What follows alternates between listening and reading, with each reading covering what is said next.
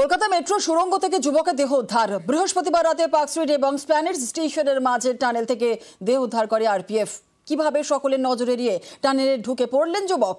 আরপিএফই বা কি করছিল? মেট্রো নিরাপত্তা ঘিরে ফের উঠছে প্রশ্ন।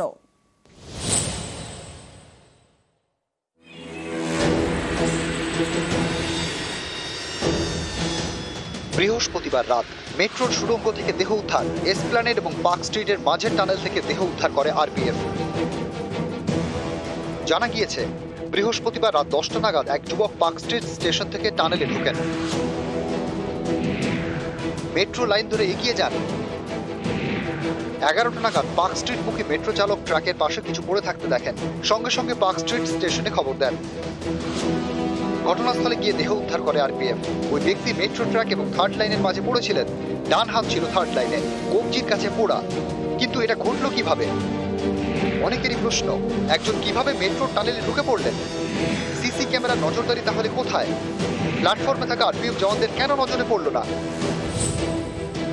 ফের প্রশ্নে মেট্রো নিরাপত্তা। हम लोग कुछ भी नियम कानून बनाए, जो भी बाधा लगाएं, unless people want to follow it, there is nothing which we can do it. हम पूरा अच्छा महल बना दिए, पूरा तार लगा दिया, कोई उसको तोड़कर नीचे गिरना चाहता है तो हम लोग कहां से रोक सकते हैं? हर एक जगह हम लोग सिक्योरिटी नहीं लगा सकते, कहीं ना कहीं से घुस ही जाता है। तो but we are trying to improve it. Metro রেলের দুদিকে যে প্ল্যাটফর্ম আছে, দুদিকে একটা ব্যারিকেড আছে, ওখানে একটা ফেন্সিং করা আছে এবং ওখানে আরপিএফ থাকে।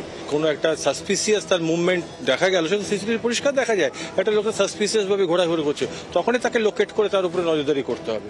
যখন একটা লোক সেই ফেন্সিংটাকে ওভাররুল করে ট্র্যাকের দিকে হাঁটা দেয়, নিশ্চয়ই নজরদারি গাফিলতি ছিল, এ বিষয়ে কোনো সন্দেহ নেই।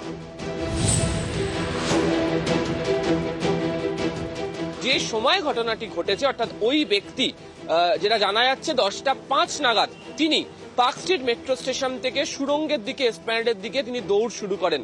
তাহলে সে সময় কমার্শিয়াল রান অর্থাৎ মেট্রোর বাণিজ্যিক পরিষেবা চালু ছিল। তাহলে কেন আরপিএফ এর গোটা বিষয়টি নজরে আসলো না? ফলে এক্ষেত্রে দাঁড়িয়ে মেট্রোর সুরক্ষা ব্যবস্থা নিয়ে এবং আরপিএফ এর নজরদারি নিয়ে প্রশ্ন উঠছে রেলের অন্দরেই। কুণাল চৌধুরীর সাথে আবির ঘোষাল, নিউজ 18 বাংলা, কলকাতা।